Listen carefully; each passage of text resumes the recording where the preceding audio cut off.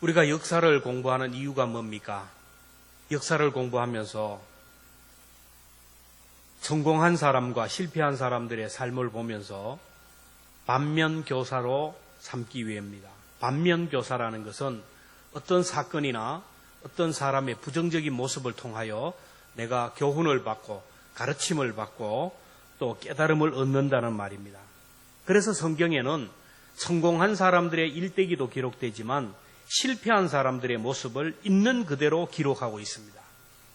제가 어릴 때 성경을 읽어보니까 너무 이해 안 되는 부분들이 너무 많아요. 이런 부분까지 기록되었나? 이게 성경책인가 하는 회의가 있었습니다.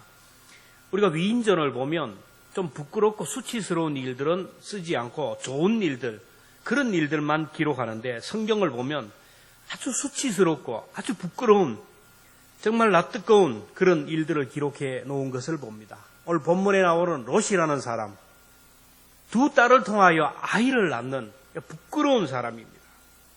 또 아들이 아버지의 첩과 강간을 하는 그런 모습도 기록하고, 그렇게 선군이라는 다윗이 충신의 아내를 빼앗아 아내를 삼는 추한 모습까지 기록했습니다. 그 이유가 무엇일까요? 고린도전서 10장 11절에 보면 그들에게 나타난 이런 일은 본보기가 되고 또한 말세를 만난 우리를 깨우치기 위하여 기록하였느니라. 고린도전서 10장 6절도 보면 이러한 일은 우리의 본보기가 되어 우리로 하여금 그들이 악을 즐겨한 것 같이 즐겨하는 자가 되지 않게 하려 함이니, 그 모습을 보면서 반면교사의 기회로 삼으라는 겁니다. 오늘은 정말 수치스럽고 부끄러운 삶을 살았던 롯의 인생길을 우리가 살펴보면서 우리 인생길을 다시 한번 궤도를 수정하고 또 복된 길로 조정하는 그런 기회가 되기를 주님의 이름으로 축복합니다. 롯은 아브라함의 조카입니다. 롯은 아브라함의 형제 하란의 아들로서 일찍 아버지가 죽어서 롯은 삼촌에게 얹혀서 살았던 사람입니다. 롯은 아브라함을 따라다니다가 복을 받았어요. 복을 받은 롯의 모습을 살펴봅니다.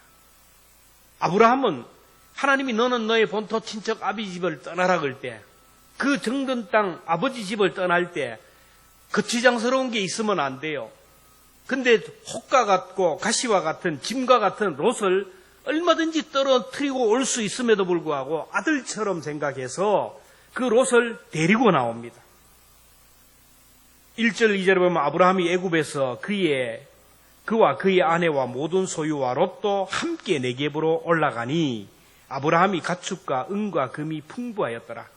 하나님을 잘 섬기는 사람, 그리고 조카 롯을 그 누구도 의지할 데 없는 그 사람을 정말 피부치처럼 사랑하고 섬기는 아브라함에게 하나님이 복을 주셨는데, 그 아브라함을 따라다닌 롯도 복을 받았어요. 오늘 5절 6절에 보면 아브라함의 일행 롯도 양과 소와 장막이 있으므로 그 땅이 그들이 동거하기에 넉넉하지 못하였으니 이는 그들의 소유가 많아서 동거할 수 없었습니다. 롯은 믿음의 사람, 복의 사람 아브라함 따라다니다가 복을 받았어요. 롯이 복을 받았는데 아브라함과 롯이 동거할 수 없을 정도로 가축이 많아졌다고 합니다. 그래서 우리가 꼭 기억할 것은 누구와 함께 있느냐가 중요해요. 벼락 맞는 사람 옆에 있으면 나도 벼락 맞아요. 조는 사람 옆에 있으면 나도 졸게 됩니다. 믿음의 사람, 복의 사람 아브라함 옆에 붙어 있다가 롯이 복을 받았어요. 그래서 우리는 복 있는 사람이 어디 있는지 잘 살펴보고 그 사람을 롤 모델로 삼고 그 사람이 하는 대로 따라하면 나도 복을 받게 됩니다. 복 받는 사람, 믿음의 사람 따라 살면 나도 천국 가게 돼요. 아브라함은 가는 곳마다 제단을 쌓았고 하나님 앞에 예배했던 사람인데, 롯도 아브라함처럼 가는 곳마다 제단을 쌓고 기도했어요. 창세기 12장 4절에 보면 이 아브라함이 여호와의 말씀을 따라갔고 롯도 그와 함께 갔으며 아브라함이 하란을 떠날 때 75세였더라. 아브라함이 하나님의 말씀을 따라갔는데 롯도 따라갔어요. 하나님의 말씀에 순종하는 저를 그대로 따라하면 여러분도 하나님의 말씀에 순종하는 사람이 됩니다. 말씀을 읽지 않지만, 말씀에 대한 이해가 없지만 믿음의 사람이 순종하고 가는 그 길을 그대로 따라가면 나도 그 복을 받게 된다라는. 롯은 의지할 사람이 없어서 아브라함을 따라다니고, 때로는 마음에 내키지 않았지만 삼촌이 예배드리자면 예배드렸고, 삼촌이 기도하자면 기도했어요. 그러다가 아브라함처럼 복을 받았어요. 여러분, 예배하러 가는 할아버지를 따라가서 예배하는 손자도 복을 받아요. 예배하러 가는 아내를 가서 예배하던 그 사람도 복을 받아요. 친구 따라 강남 간다는 말이 있는데, 내키지 않지만 친구가 가자 하니, 그 다음에 지인이 가자 하니, 그렇게 따라갔다 구원받은 사람이 얼마나 많은지 몰라요. 참고로 여기서 강남은 서울의 강남이 아니라 중국의 양쯔강 남쪽을 의미합니다. 예배의 자리, 기도의 자리, 찬양의 자리, 섬김의 자리에 가면 복을 받아요. 그래서 그 복 받는 자리를 떠나면 안 돼요. 시편 1편 1절에 보면 복 있는 사람은 악인들의 꾀를 따르지 아니하며 죄인들의 계설에 서지 아니하며 오만한 자들의 자리에 앉지 아니하고. 예루살렘을 떠나서 예리고로 내려가는 사람이 강도를 만났어요. 탕자가 아버지 집을 떠나는 순간 영적으로나 육적으로나 기근을 만났듯이 오늘 우리는 예루살렘을 떠나면 안 되고 아버지 집을 떠나면 안 되고 말씀을 떠나면 안 됩니다. 예루살렘에 있는 것이 복이고 아버지 집에 있는 것이 복인 줄로 믿습니다. 시편 128편 5절에 6절에 보면 여호와께서 시온에서 내게 복을 주실지어다. 너는 평생에 예루살렘의 번영을 보고 내 자식의 자식을 볼지어다. 이스라엘에게 평강이 있을지로다. 여러분, 영적인 예루살렘이 어디입니까? 주님이 피로 값주고 세우신 교회가 영적인 예루살렘인 줄로 믿습니다. 이 교회에서 예배하고, 이 교회에서 찬송하고, 이 교회에서 기도하고, 이 교회에서 사랑하고, 이 교회에서 섬기는 것, 교회를 중심으로 살아가는 것, 이게 바로 영적인 예루살렘에 거하는 겁니다. 이 교회를 중심으로 살아가는 것, 아무것도 아닌 것 같지만은 천만의 말씀입니다. 이 교회에 있을 때 이슬이 내립니다. 이른 비와 늦은 비가 내립니다. 소낙비가 내리고 하나님의 축복이 임하는 거예요. 롯이 아브라함 때문에 복을 받고 아브라함을 따라다니다가 복을 받는데 어느 순간 은혜를 잊어버려요. 은혜를 잊어버리는 순간 그는 복을 잊어버려요. 은혜를 잊어버리는 롯의 모습을 봅니다. 사람은 은혜를 잊어버리는 순간부터 위기가 찾아옵니다. 롯은 하나님의 은혜를 잊어버리고 삼촌 아브라함의 은혜를 잊어버리는 순간 인생이 내리막길을 걷기 시작하는 거예요. 아브라함이 롯을 거둬들이지 않았다면 그는 고아가 되어서 거지가 되고 어떻게 살았을지도 몰라요. 그런데 아브라함이 롯을 거두어 주어서 자식처럼 생각하고 자식처럼 돌봐주고 사랑하고 지켜주었어요. 그래서 롯에게 있어서 아브라함은 아버지 이상의 존재예요. 생명의 은인입니다. 그리고 아브라함이 롯을 자식처럼 생각해서 재산까지 물려주었어요. 사실 롯은 아브라함의 수하에 있는 사람으로 열심히 일해봐야 그냥 삼시세끼 먹고 살면 끝나는 거예요. 그의 소유가 없습니다. 그런데 아브라함은 롯에게 지분을 주었어요. 그 넓은 목장 중에 어느 한 부분을 롯에게 주옵니다. 롯의 명의로 양을 몇 마리 줍니다. 그리고 또 그렇게 그 양이 많아지니까 일정한 목초지를 줘서 완전히 독립시켜 주어서 그 양을 기르는 노하우도 가르쳐 줍니다. 그래서 롯의 가축이 점점 더 많아지게 되었어요. 말단 직원으로 들어가서 분가를 하고 사원을 거느리는 그리고 사장이 되었어요. 그러다 보니 아브라함의 목자와 롯의 목자가 다투기 시작했는데 서로 좋은 꼴을 먹이기 위해서, 서로 좋은 물을 먹이기 위해서 싸웠어요. 7절에 보면 그러므로 아브라함의 가축의 목자와 롯의 가축의 목자가 서로 다투고 또 가나안 사람과 브리스 사람도 그 땅에 거주하였더라. 기가 막힌 노릇 아니에요. 서로 자기 목자들이 서로 싸워요. 서로 좋은 것을. 근데 문제는 거기에 가나안 사람과 브리스 사람이 또 보았어요. 이방 사람들이 보고 뭐라 잘 돌아간다 콩가루 짚구석이다. 삼촌과 조카가 그렇게 싸우고 있다. 가축들이 많지 않을 때는 서로 다투지 않고 사이좋게 지냈는데 가축이 많아지니까 다투기 시작하는 거예요. 보면 가난할 때는 형제간에 우애가 있고 그런데 아버지가 물려준 땅이 땅값이 올라가니까 막 눈빛이 달라지는 걸 봐요. 뭐 물려준 땅이 뭐 몇만 원 갈 때는 아이고 뭐 이거 뭐 이래다가 갑자기 뭐 도청이 들어오고 막 돈 뭐가 개발이 되면 막 100만 원, 200만 원 되면 형제들이 막 눈빛이 달라지고 매주마다 아버지 집에 오고 막 아양을 떨고 막 싸우는 걸 봅니다. 여러분, 소유가 풍성해지면 감사해야 되는데 욕심이 들어가니까 거기서부터 문제가 생기는 거예요. 내가 운영하는 공장에서 일하는 직원을 아껴서 그 직원에게 기술도 전수해주고, 그래서 주변에 공장 부지도 주고 독립적인 기업으로 줘서 기계도 주고, 그래서 네가 여기서 일해서 나오는 상품은 네가 팔아서 네가 가져라. 그러니까 자회사가 되었어요. 근데 어느 순간 그 자회사에 있는 이 사람이 단골 손님을, 주인에 있는 단골 손님을 빼앗기 시작하는 거예요. 모 회사를 비난하며 경쟁 상태로 덤빈다면 어떻게 하겠어요? 롯이 그랬어요.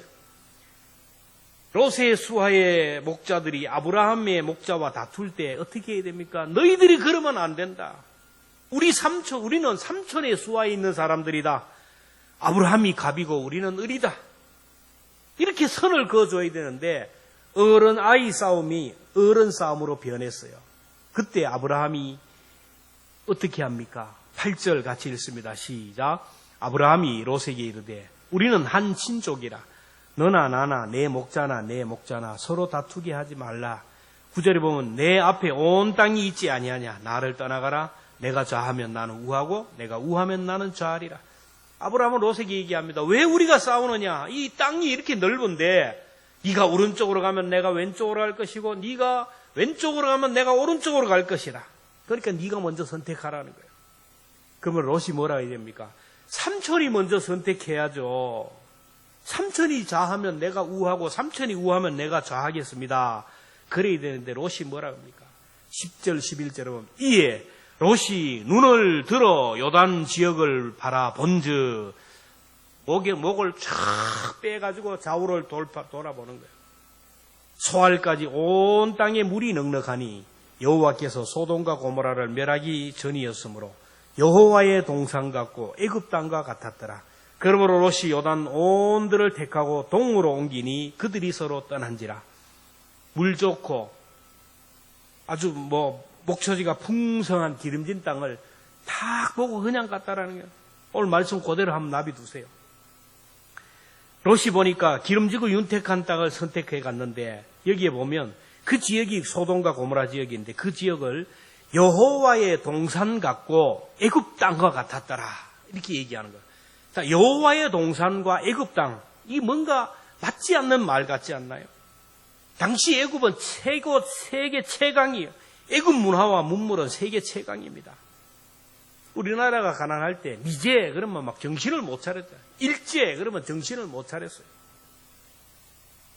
그 당시 애굽의 문화가 그랬다라는 거예요. 이제는 우리나라 제품이 세계 어느 나라 내에 나와도 손색이 없는데 우리나라에서 최고의 문화가 어디입니까? 강남. 여기 안동의 강남이 아니라 서울의 강남입니다. 강남 문화는 여러분 우리들이 상상을 초월하는 최첨단 문화를 자랑하고 땅값이 최고이고 패션이 최고이고 모든 것이 최고예요. 성령수술의 메카입니다. 강남에 가면 아파트가 으리으리해요. 그 안에 들어가 사는 사람들을 보면 우리가 상상을 초월해요. 강남 가면 막 외제차가 수두룩 뻑뻑합니다. 밤이 되면 얼마나 활락가로 육문화로 가는지 몰라요. 사람들 자꾸 강남으로 가는 거예요. 강남을 동경합니다. 왜 그렇습니까? 문화와 문명이 발달한 지역이기 때문에. 근데 사람들은 강남의 문화를 여호와의 동산 같다 하는 자들이 있어요. 나는 강남 아니다. 나는 그냥 순수하게 대구 살고 싶다. 똑같아요. 능력이 안 돼서. 서울 사람은 강북 사람은 강남으로, 또 지방 사람은 인서울로, 안동 사람은 서울 안 가면 부산 대구로. 젊은이들 보세요. 졸업만 하면 무조건 안동이에요. 그러면 안동을 무시하지 마세요. 저 청송이나 촌에 있는 사람들은 안동에 사는 것을 또 동경해요. 저마다 애굽을 동경하는 거예요. 왜 그래요? 문화와 문명이 발달한 곳이기 때문에 그래요. 근데 사람들은 이 문화와 문명이 발달한 곳이 여호와의 동산이라는 거예요. 강남에 살면 하나님이 축복하셨다라는 거예요. 강남에서 사업을 하면 하나님이 복을 받았다라는 거예요. 강남 문화를 누리는 것이 하나님의 축복이라는 거예요. 애굽 땅을 애굽의 여호와의 동산 같다고 착각하는 사람이 많아요. 오늘의 롯이 얼마나 많습니까? 좋은 아파트에 사는 것이, 좋은 자동차를 타는 것이, 재산이 많은 것이 하나님의 축복이라고 생각하는 거예요. 많이 배운 것이, 스펙이 많은 것이, 건강한 것이 복받았다라고 합니다. 점점 더 좋은 집으로, 점점 더 좋은 환경으로, 점점 더 좋은 자동차로, 점점 더 좋은 직장으로 여행도 하고 여가도 즐기고 자꾸 애굽으로. 그러는 순간 영적인 것에는 관심이 없어지고 하나님으로부터 점점 은혜를 잊어버려요. 롯이 소돔과 고모라 쪽으로 점점 더 이동했어요. 처음부터 그가 소돔과 고모라에 들어가지 않았어요. 12절에 아브라함은 가나안 땅에 거주하였고 롯은 그 지역의 도시들에 머물면서 그 장막을 옮겨 소돔까지 이르렀더라. 조금 더 하면서 소돔, 죄악이 관영한 소돔까지. 롯이 처음부터 그러지 않아요. 서서히 소돔과 고모라가 멸망할 때 롯이 섰던 자리가 어떤 자리입니까? 창세기 19장 1절에 보면 저녁 때에 두 천사가 소돔에 이르니 마침 롯이 소돔 성문에 앉았다가, 소돔 성문에 앉아가지고 구걸하기 위해서, 소돔 성에 앉아서 오는 사람 가는 사람 구경하기 위해서 아니, 그 당시 성문에 앉았다라는 것은 상징적인 말이에요. 성 안에 있는 사람들, 성 밖에 있는 사람들, 죄인들을 재판하는 재판관들이 앉는 자리입니다.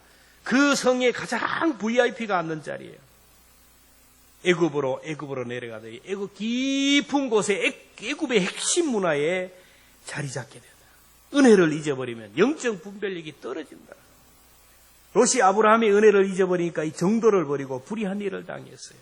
그래서 우리는 은혜를 잊어버리면 안 돼요. 왜 주일날마다 왜 절기를 지키고 이렇게 예배를 드립니까? 하나님의 은혜를 잊지 않기 위해서. 왜 3.1절 6.25 광복기념을 지켜요? 절기를 잊지 않기 위해서요. 하나님은 은혜를 잊지 말라라는 거예요. 은혜를 잊어버리는 순간 문제가 생겨요. 하나님의 은혜를 잊어버리는 순간 자꾸 죄를 짓게 되고 하나님보다 우상을 사랑하고, 은혜를 잊어버리면 불효하게 되고, 은혜를 잊어버리면 아내와 남편의 관계가 깨어지고 인간관계가 깨어져요. 롯은 은혜를 잊어버리다가 하나님으로부터 받은 것을 잊어버렸어요. 은혜를 빼앗기는 롯의 모습을 봅니다.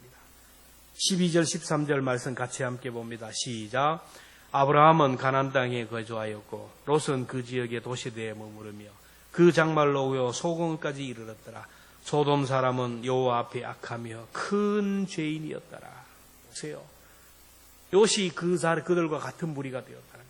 세속적인 부와 향락에 이끌려 점점 더 동쪽으로 옮겨가다가 죄악의 도성 소돔성에 들어간 그의 행적을 보면 너무 불행한 일입니다. 롯은 하나님의 은혜를 잊어버리는 순간 불행한 일을 당하는데 적들에게 포로로 잡혀가 포로가 되는 신세가 되었어요. 창세기 14장에 보면 롯이 소돔성으로 갔다가 전쟁에 휘말리면서 적들에게 재물 다 빼앗기고 온 가족도 함께 포로로 잡혀갔어요. 그래서 아브라함이 318명의 군사를 이끌고 가서 조카 롯과 그의 부녀와 친척과 재물을 다 찾아왔어요.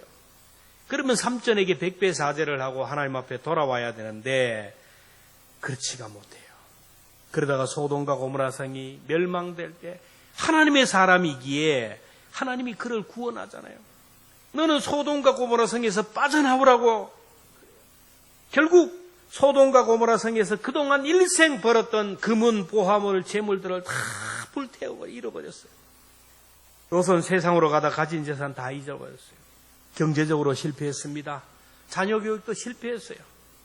두 딸을 결혼시켰는데 사위들에게 이 성을 하나님이 멸망시키니까 나가자 그러니까 사위들이 뭐라 합니까? 창세기 19장 14절 롯이 나가서 그 딸들과 결혼할 사위들에게 말하여 이르되 여호와께서 이 성을 멸하실 터이니 너희는 일어나 이곳에서 떠나라 하매 뭐라 합니까? 그의 사위들은 뭐로 여겼어요? 농담으로 여겼더라. 사위의 전도, 사위의 겉면을 콧방구 껴시 넘겼더라. 롯은 부부관계도 실패했어요. 아내가 멸망하는 소돔성을 뒤돌아보다가 어떻게 되었습니까? 창세기 19장 26절, 롯의 아내는 뒤를 돌아보므로 소금기둥이 되었더라. 아내 잃어버렸어요. 두 사위 잃어버렸어요. 두 딸과 함께 겨우 소돔성을 탈출한 롯의 말년이 어떻게 됩니까? 롯의 두 딸이 그 당시 후사를 얻어야 되는데 없으니까 어떻게가 아버지에게 술을 먹게 하고 동침하여 아이를 낳잖아요. 창세기 19장 31절 이하에 보면 우리 아버지는 늙으셨고 온 세상의 도리를 따라 우리의 배필될 사람이 이 땅에는 없으니, 이 말은 우리 아버지가 늙었으니 뭐 결혼할 사람도 없고 후사가 없으니 우리 아버지에게 술을 마시게 하고 동침하여 우리 아버지로 말미암아 후손을 이어가자 하고, 기가 막힌 날이, 큰딸이 아버지에게 술을 잔뜩 취하게 해서 들어가서 동침해서 아들을 낳았어요. 그 다음 날은 둘째 딸이 술을 취하게 해서 들어가서 동침해서 또 아들을 낳았어요. 첫째 딸이 낳은 아들이 모압이에요. 모압 자손의 후손이 돼요. 둘째 딸이 낳은 아들이 베남니, 오늘의 암몬 자손이에요. 모압 자손과 암몬 자손과 이스라엘의 관계가 어떻습니까? 여러분 지금까지 보세요. 불의한 수치스러운 그 아버지와 동침 속에 나온 모압과 암몬 그 후손들이 어떻게 됩니까? 지금까지 이스라엘 역사 이래로 이스라엘의 가시체가 되고 이스라엘의 뒤통수를 치는 아주 악한 무리들이 되었어요. 오늘 우리가 세상으로 애굽으로 가다 보면 전혀 예상하지 못했던 곳에서 가시체가 우리를 치게 되고 예상치 못했던 것들이 우리의 뒤통수를 치게 돼요. 하나님이 지켜주셔야 됩니다. 내 마음법으로, 인간적으로, 세속적인 방법으로, 인본주의로 살려고 하면 여러분 어떤 것들이 우리를 칠지 몰라요. 저는 성경을 보면서 가장 불행한 인생이 롯이라고 생각해요. 복이 무엇입니까? 복은 하나님이 함께하는 것이고 하나님과의 바른 관계를 가지는 것이 복인 줄로 믿습니다. 코로나가 문제가 아닙니다. 돈이 문제가 아닙니다. 환경이 문제가 아니에요. 오늘 여기서 내가 하나님과 함께하는 것, 이게 중요한 거예요. 사회적 거리두기, 방역수칙, 여러 가지 델타 바이러스, 이게 중요한 게 아니에요. 내가 오늘 어디에 있든지 간에 하나님이 나와 함께하고 내가 하나님과의 관계를 바로 하는 것, 이게 바로 복이에요. 하나님의 은혜를 잊어버리지 않고 하나님과 함께하기 위해서는 언제나 하나님을 바라봐야 돼요. 하나님과 관계가 틀어지면 위기가 오기 시작합니다. 그러므로 우리는 하나님의 은혜, 사람의 은혜를 잊지 말아요. 은혜를 잊어버리면 안 돼요. 은혜를. 장님과 안전뱅이가 있었는데 지금은 사회복지가 잘 되어서 다 사회에서 구제하지만 그 당시는 옛날에는 장님, 안전뱅이 다 구걸해야 먹어야 됩니다. 보이지 않는 장님이니까 더듬거리면서 가서 구걸하려니까 가다 넘어지기도 하고 엎어지기도 하고, 안전뱅이가 구걸하려니까 이동하기 얼마나 힘들어요. 그때 누가 지혜를 줍니다. 이 바보들아, 둘이 손을 잡아라. 안전뱅이는 거동 기동력이 안 되지만은 눈이 밝지 않냐?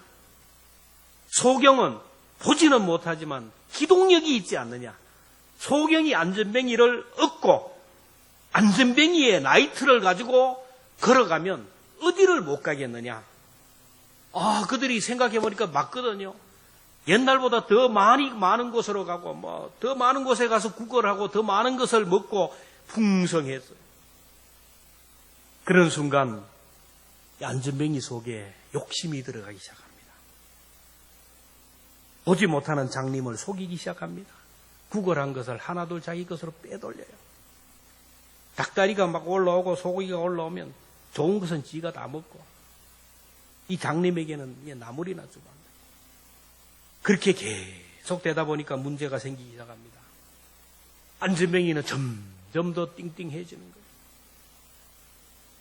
소경은 점점 더 말라지는 겁니다.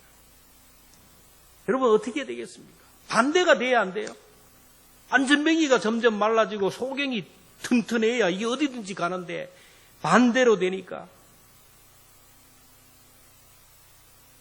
소경이, 장님이 안전뱅이를 업고 가는데 힘들어요. 다리가 떨려요. 그러면 안전뱅이가 정신을 차려야 되는데 이 기동력이 문제가 있고 내 자동차에 문제가 있구나. 그러면서 더 잘 미기고 이렇게 해야 되는데 욕심이 생겨가지고 안 그래요. 못 간다고 자꾸 야단치고 구박하는 거예요. 사람들이 구걸하면 자기가 잘나서 주는 줄 알고 착각을 했어요. 그런 어느 날 장님이 안전뱅이를 얻고 잔치집에 가기 위해서 산을 올랐다가 내려가는 길, 다리가 흔들려서 그냥 다리에 힘을 잃고 넘어지는 바람에 띵띵한 안전뱅이가 산비탈에서 굴러가지고 바위에 들이받쳐가 즉사하고 말았다. 욕심을 버리고 은혜를 잊어버리면 불행하게 되는 거예요. 하나님의 큰 은혜를 잊은 안전뱅이 롯이 되어서는 안 돼요. 부모님의 은혜, 형제간의 은혜, 남편과 아내의 은혜를 잊어버리는 안전뱅이 롯이 되면 안 됩니다. 지금 우리는 어디로 가고 있습니까? 하나님의 이전을 은혜를 받았음에도 불구하고 배은망덕의 길로 가지 않습니까? 사람의 은혜를 잊고 이기적인 길을 가지 않습니까? 걔는 10번 잘해주다가 한 번 못 해줘도 걔는 괜찮아요. 10번 못 해주다가 한 번 잘해주면 걔는 꼬리를 들어요. 고양이는 10번 잘해주다가 한 번 섭섭하게 하면 물어버려요. 오늘 우리는 어떻습니까? 여러분, 하나님의 은혜를 잊어버린 소돔과 고모라의 최후가 어떻게 되었습니까? 사진을 한번 보여주십시오. 소돔과 고모라의 그 위치가 어디냐면은 여러분, 흔적도 없이 하나님이 사라지게 했어요. 소돔과 고모라 그 성은 요르단 근처라고 하는데 하나님이 사해가 되게 버렸어요. 다시는 흔적도 찾아볼 수 없도록 하나님이 내리쳐버렸어요. 소돔과 고모라 성. 지금 사해에 가면 유황이 얼마나 많은지, 죄악이 간역하고 우상이 가득하고 하나님이 눈뜨고 볼 수 없는 이 소돔과 고모라 상에 유황으로 갖다가 확 부어버려요. 은혜를 잊어버린 그 땅을 그렇게 했다라는 거예요. 결국 어떻게 되었습니까? 다시는 볼 수 없고 다시는 흔적도 찾아볼 수 없도록 땅에다 묻어버려요. 하나님을 떠나 세상 문화에 빠져 살아가는 사람들, 하나님의 은혜를 잊어버리고 우상을 섬기고 살았던 사람들, 다른 남자와 다른 여자와 다른 아내와 다른 남편과 남자와 남자가 여자가 여자와 혼탁한 삶을 살았던 그들, 하나님이 흔적도 없이 사라지게 했습니다. 지금 찾아볼 수 없을 정도로 바닷속에 묻어. 오늘 이 시대는 어떻습니까? 하나님보다 세상을 더 사랑하고, 하나님보다가 돈을 더 사랑하고, 하나님보다 자녀를 사랑하고, 하나님보다 내 일을 사랑하고, 하나님보다 사랑하는 것이 너무 많아요. 보면 부모의 생명을 아주 가찮게 부모를 죽이고 다른 사람의 생명을 가볍게 생각하는 시대가 돼요. 음란 문화가 판을 치는 시대입니다. 입법자로 뽑아준 국회의원들이 동성애 법을 만들려고 하고 있습니다. 믿는 않는 자들도 세속화되고 하나님을 그저 액세서리 정도로 생각하고 신앙생활을 그저 보험 들 정도로 생각하고 있어요. 이러한 때에 하나님이 우리에게 경고하셨어요. 베드로후서 2장 6절 같이 읽겠습니다. 시작. 소돔과 고모라 성을 멸망하기로 정하여 재가 되게 하사 후세에 경건하지 아니한 자들에게 본을 삼으셨으니. 여러분, 하나님이 본을 삼으셨어요. 우리 힘으로 우리가 이렇게 살아갈 수 없어요. 정도를 거스 우리 힘으로 어떻게 안 됩니다. 공동체의 도움을 받아야 됩니다. 교회의 도움을 받아야 됩니다. 믿음의 사람들의 도움을 받아야 됩니다. 말씀만 붙들고 살아야 되고 기도하면서 살아야 됩니다. 우리들이 사는 세상은 너무 혼탁한 시대예요. 여러분, 우리가 갈 길이 너무 힘들고 너무 멀고 어려운 시대입니다. 빛 대신 주님이 우리를 붙들어 주셔야 됩니다. 산송가 379장 내 갈 길 발고 밤 깊은데 빛 대신 주 내 저 본향집을 향해 가는 길 비추소서. 우리가 하나님 앞에 설 때마다 이 찬송을 하면서 내 길을 인도하시고 하나님 롯의 길을 걸어가지 않도록 하나님 붙들어 주시기를 위해서 기도하며 하나님만 붙들 수 있기를 바랍니다.